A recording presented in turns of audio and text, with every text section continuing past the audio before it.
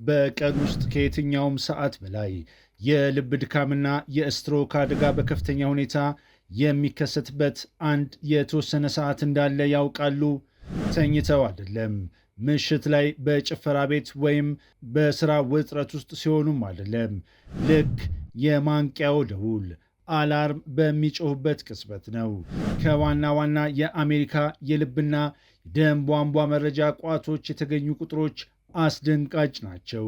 ለአሜሪካ የልብ ማህበር ኤኤችኤ እና ሲዲሲ መረጃ ከሆነ ከጠዋቱ 12 ሰዓት እስከ ቀኑ 6 ሰዓት ባለው ጊዜ ውስጥ የልብ ድካም የመከሰት ዕድሉ እስከ 40% ይጨምራል። በየቀኑ ጠዋት የ40% ጭማሪ።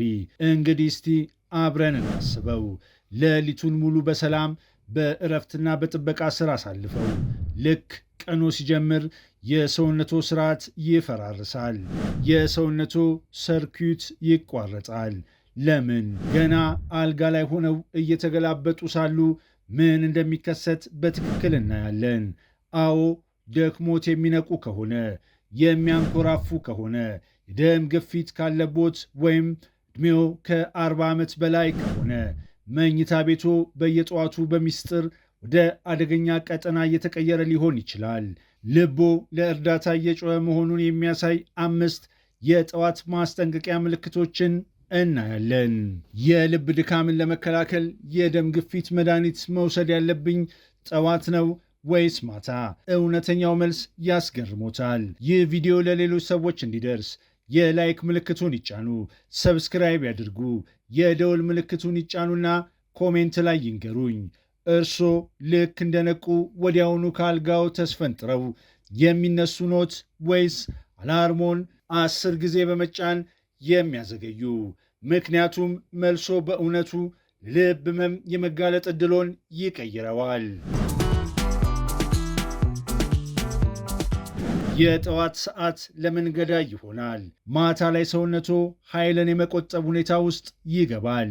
የደም ግፊት ከ10 እስከ 20 በመቶ ይቀንሳል። ይህም ዶክተሮች ናክተርናል ዲፒንግ የሌሊት ቅነሳ ይሉታል። ልቦ በደቂቃ ከ50 እስከ 60 ጊዜ ብቻ በመምታት ፍጥነቱን ይቀንሳል። የደም ቧንቧዎች ይዝናናሉ። ሰላማዊ ነው። የደም ቧንቧዎች ይዝናናሉ። ሰላማዊ ነው። ነገር ግን ሰውነቶ የሚመራው ባዮሎጂያዊ በሆነ ሰዓት ነው።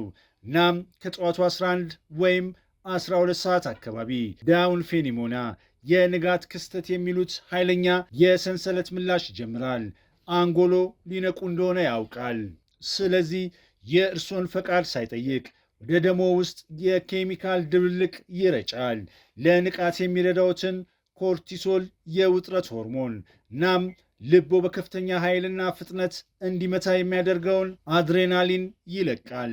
የደም ስኳርን ከፍ የሚያደርግ ግሉካጎን ይረጫል። ይህም ቀኖን ለመጀመር የሚያስፈልገውን ኃይል እንዲያገኙ ይረዳውታል። አስደናቂ አወቃቀር ነው አደል? አዎም አደለምም። ምክንያቱም እነዚህ ሆርሞኖች ስራቸውን ሲጀምሩ በዚያው ቅጽበት ደሞ ያለበትን ሁኔታ እስቲ ይመልከቱ። ለ7 ወይም ለ9 ሰዓት ውሃ አልጠጡም። በሌሊት እንቅልፎ ውስጥ በመተንፈስ ብቻ ከፍተኛ መጠን ያለው ውሃ ከሰውነቶ ይወጣል። እንግዲህ አንደኛ ደሞ ወፍሯል፣ ልክ እንደ ማር ሲረፕ። ሁለተኛ ፕላትሌትስ የተባሉ የደም ህዋሳት እንደ ቬልክሮው እርስ በእርሳቸው የመጣበቅ ባህሪያት ይጨምራል። ሶስተኛ በጠዋት የአርዴናል መርጨት ምክንያት ደም ቧንቧዎች ይጣበባሉ። ይህ ማለት በጣም የወፈረ ደሞ በቀን ውስጥ በጣም በጠበቡት የደም ቧንቧዎች ውስጥ ለማለፍ እየታገለ ነው ማለት ነው። ታዲያ በዚህ ጊዜ የማንቂያ ደውል አላርም እንደ ድንገተኛ አደጋ ሳይረን ይጮኋል። አርፍደዋል፣ ከአልጋው ላይ ይነሱ ለማለት። በዚህ ጊዜ ልቦ ይመታል፣ ኮርቲሶል ይፈነዳል። ገና ሳይነሱ ስለ ኢሜሎች፣ ስለ ክፍያና ስለ ትራፊክ መጨናነቅ ያስባሉ። የደም ግፊቶ እንደ ሮኬት ይተኮሳል። በደም ቧንቧ ውስጥ ምናልባትም የማያውቁት ትንሽ የስብ ክምችት ካለ ያ ግፊት እንዲፈነዳ ሊያደርገው ይችላል። የሚጣበቁት የደም ህዋሳቶች ፕላትሌት በሰከንዶች ውስጥ የደም መርጋት ይፈጠራል። የደም ቧንቧው ይዘጋል። የነገሩ አስከፊነት ደግሞ ብዙ ሰዎች በፊልም ላይ እንደሚታየው ከፍተኛ የደረት ህመም አይሰማቸውም፣ ብቻ ይከፋቸዋል። ማቅለሽለሽ ወይም ማዞር ይሰማቸዋል። ከዛም ይወድቃሉ። አሁን አብዛኛው ሰው በጣም እስኪረፍድ ድረስ ችላ የሚላቸውን 5 የጠዋት ማስጠንቀቂያ ምልክቶችን እንይ።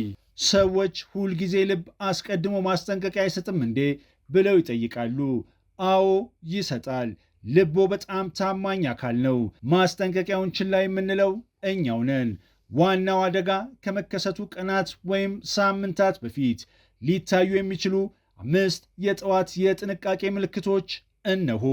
ቁጥር 1 የራስ ቁር ሄልሜት የሚመስል ራስ ምታት።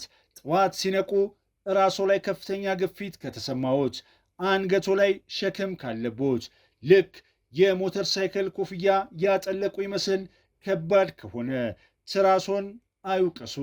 ይህ ቁጥጥር ያልተደረገበት የጠዋት ደም ግፊት ምልክት ነው። ገና ሳይነቁ ግፊቶ ሰማይ እየነካ ነው።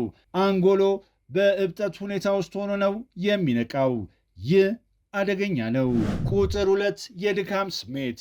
ለ7 ወይም 8 ሰዓት ተኝተዋል። ነገር ግን ሲነቁ አንድ ሰው ሌሊቱን ሙሉ ሲደበድቦት እንዳደረ ይመስል ድካም ይሰማዎታል። የጥርስ ብሩሾን እንኳን ለማንሳት ይከብዶታል። ስንፍና በቡና ይጠፋል። የልብ ድካም ግን አይጠፋም። ልቦ ሌሊት ደም ለመርጨት እየታገለ ካደረ ሲነቁ ይዝለፈለፋሉ። ቁጥር 3 ኃይለኛ ማንኮራፋት። በከፍተኛ ድምፅ የሚያንኮራፉ ከሆነ፣ አፎ ደርቆ የሚነቁ ከሆነ ወይም የትዳር አጋሮ መተንፈስ ታቆማለ የሚሎት ከሆነ ጥልቅ እንቅልፍ አላገኙም ማለት ነው። ሌሊቱን በሙሉ ኦክስጅን ለማግኘት ሲታገሉ ነው ያደሩት። ይህ ችግር ኦክስጅን እንዲቀንስና አድሬናል ሌሊቱን ሙሉ እንዲመረት ያደርጋል። ልቦ በከፍተኛ ጥንቃቄ ሬድ አለርት ሁኔታ ላይ ሆኖ ይነቃል። ማንኮራፋት የጥልቅ እንቅልፍ ምልክት አይደለም፣ የጤና መታወክ ነው። ቁጥር 4 የጠዋት ማቅለሽለሽ። ይህ በጣም ወሳኝ ነጥብ ነው። የልብ የታችኛው ክፍል የሚያጠቁ የልብ ድካሞች ራሳቸውን ለሆድ ህመም የመደበቅ ባህሪ ያላቸው። ሰዎች በጠዋት የማቅለሽለሽ ስሜት ሲሰማቸው ትላንት የበላሁት አልተስማማኝም ብለው በማሰብ የጨጓራ መድኃኒት ይወስዳሉ። በሚያሳዝን ሁኔታ ግን በማርፈዳቸው ሆስፒታል ሳይደርሱ ይቀራሉ። የጠዋት ማቅለሽለሽ ሲደመር ቀዝቃዛ ላብ ሲደመር የትንፋሽ ማጠር በአንድነት ካሉ ወዲያውኑ ወደ ሆስፒታል ይሂዱ። ቁጥር 5 የፊት ማበጥና የአይን አካባቢ እብጠት። ሲነቁ የአይን ክዳኖ አብጦ ፊቶ ተነፍቶ ወይም ቆዳው ላይ የሚቀሩ ምልክቶች ካሉ ልብ ይበሉ። አዎ የኩላሊት ችግር ሊሆን ይችላል። ነገር ግን አብዛኛውን ጊዜ የቀኝ የልብ ክፍሎ ደምን መልሶ ለመርጨት ሲታገል የሚፈጠር ነው። ፈሳሾች ሌሊቱን ሙሉ በሰውነቱ ሕዋሳት ውስጥ ይከማቻሉ። ከእነዚህ ምልክቶች አንዱ ካለቦት ትኩረት ይስጡ። 2 ከዛ በላይ ካለቦት ግን በየጠዋቱ በሕይወቱ ላይ አደገኛ ቁማር እየተጫወቱ ነው። የደም ግፊት መድኃኒት። በብዙ ሺዎች የሚቆጠሩ ታካሚዎችን ያሳተፉ ጥናቶች እንደሚያሳዩት አብዛኞቹ የ24 ሰዓት መድኃኒቶች በጠዋት ሆነ በማታ ቢወሰዱ ትልቅ ልዩነት የላቸውም በቋሚነት እስከወሰዱ ድረስ። ነገር ግን ጥንቃቄ የሚያስፈልጋቸው ሰዎች አሉ። ነንዲፐርም ይባላሉ። ይህ ማለት ሌሊት ላይ የደም ግፊት ሊቀንስ እንደሚገባው የማይቀንስላቸው ሰዎች ናቸው። ግፊታቸው ሌሊቱን ሙሉ ለምሳሌ 150 በመቶ ይቆያል። ልባቸው በጭራሽ አያርፍም። እነዚህ ሰዎች ለጠዋት የልብ ድካም የመጋለጥ ዕድላቸው በጣም ከፍተኛ ነው። ለእነዚህ ሰዎች መድኃኒት ማታ መውሰድ ሕይወትን ሊያድን ይችላል። ነንዲፐር መሆኔን እንዴት አውቃለሁ? በግምት ወይም ጎግል በመጠየቅ አይደለም። የ24 ሰዓት የደም ግፊት መከታተያ ያስፈልጎታል። የደም ግፊት ካለቦና ይህንን ምርመራ አድርገው ካላወቁ ሐኪሞን አሁኑኑ ይጠይቁ። ለአዛውንቶች ጥንቃቄ የደም ግፊት መድኃኒት ማታ ለመውሰድ ከወሰኑ ሌሊት 9 ሰዓት አካባቢ ግፊቶ በጣም ሊወርድ ይችላል። ለሽንት ሲነቁ ማዞር ሊሰማ፣ ሊወድቁና ዳሌዎ ሊሰበር ይችላል። ስለዚህ መድኃኒት የሚወስዱበት ትክክለኛው ሰዓት ለመወሰን ሁልጊዜ ሐኪሞን ያማክሩ። የጠዋት ቁርስ ጉልበት ወይስ መርዝ? ጠዋት ነቅተው ወደ ወጥ ቤት ያመራሉ። አብዛኛው ሰው ምን ያደርጋል? ነጭ ዳቦ፣ ማርጋሪን፣ ስኳር የበዛበት ቡና። ይህ ለጠዋት የደም ስኳር ቦምብ ነው። ያስታውሱ፣ በጠዋት የኮርቲሶል ሆርሞን መጨመር በተፈጥሮ የደም ስኳሮን ከፍ ያደርገዋል። በላዩ ላይ ደግሞ ካርቦሃይድሬትና ስኳር ሲጨምሩበት ኢንሱሊኖ ይተኮሳል። ደም ቧንቧው ግድግዳዎች ይቆጣሉ። ልክ እሳት ላይ ነዳጅ እንደማርከፍከፍ ማለት ነው። ቀላል መፍትሄ፣ ለፕሮቲንና ለፋይበር ቅድሚያ ይስጡ። እነዚህን ይሞክሩ። የተጠበሰ እንቁላል የልብ ምርጥ ጓደኛ። ፍራፍሬ ከአጃ ወይም ከቺያ ሲድ ፍሬ ጋር። ጥቁር ቡና የተፈጥሮ ማጣፈጫ የተደረገበት።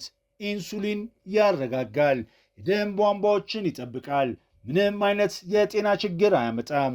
ነገ ጠዋት ሊተገብሩት የሚገባው የልብ ደህንነት የጠዋት መመሪያ እነሆ። ደረጃ 1 ወዲያውኑ ውሃ መጠጣት። ያንን እንደ ማሪዮ ፈረደም ያስታውሳሉ? እግሮ መሬት ከመንካቱ በፊት ከአልጋው አጠገብ ባለ ጠረጴዛ ላይ አንድ ሙሉ ብርጭቆ ውሃ ይኑር፣ ይጠጡት። ይህ ደሞን በተፈጥሮ ያሳሳዋል፣ ኩላሊቶን ያነቃቃል፣ እንዲሁም ደም የመርጋት አደጋን ይቀንሳል። ደረጃ 2 የ120 ሰከንድ ህግ። የማንቂያ ደውሎ አላርም ጮኸ፣ ተረጋጉ። እንደ ኒንጃ ዘለው አይነሱ። እጆቹን ዘርጉ፣ ተወጣጠሩ፣ ቀስ ብለው ቁጭ በሉ። ለ120 ሰከንድ ይጠብቁ። ይህ የነርቭ ስርዓቶ ራሱን እንዲያስተካክልና ደሞ በሰውነት ውስጥ ቀስ ብሎ እንዲሰራጭ ይረዳል። ይህም ድንገተኛ የደም ግፊት መጨመርን ወይም ማዞርን ይከላከላል። ደረጃ 3 አየሩ ቀዝቃዛ ከሆነ በባዶ እግሮ በጣም ቀዝቃዛ ወለል ላይ በጭራሽ አይርገጡ። የሙቀት ለውጡ በድንገተኛ መደናገጥ የደም ቧንቧዎች ወዲያውኑ እንዲጠቡ በማድረግ በሰከንዶች ውስጥ ግፊት ይጨምራል። በመኝታው አጠገብ የሚለበስ ነጠላ ጫማ ይኑሮት።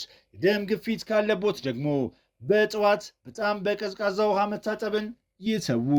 ለሰውነቶ ፈተና ከመስጠቶ በፊት ለብ ባለ ውሃ በማጠብ ያሙቁት። የጠዋት የልብ ድካም አሳዛኝ ነው፣ ነገር ግን በብዙ ሁኔታዎች መከላከል ይቻላል። ሰውነቶ ያስጠነቅቆታል።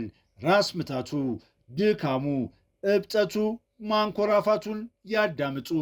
ልቦ ለእርሶ በቀን 24 ሰዓት በሳምንት 7 ቀን ይሰራል። በቀን 100 ሺህ ጊዜ ይመታል። ረፍት የለውም። ለሱ ሰላማዊ ጠዋት ይስጡት። ይህ ቪዲዮ ግንዛቤ ከሰጡት ላይክ ያድርጉ። ይህ መልእክት ለብዙ ሰዎች እንዲደርስና ሕይወት እንዲታደግ ያድርጉ። ይህንን ቪዲዮ በጠዋት ተጣድፎ ለሚነሳ፣ በጭንቀት ለሚዋጥና በባዶ ሆዱ ስኳር የበዛበት ጥቁር ቡና ለሚጠጣ ሰው ያጋሩት።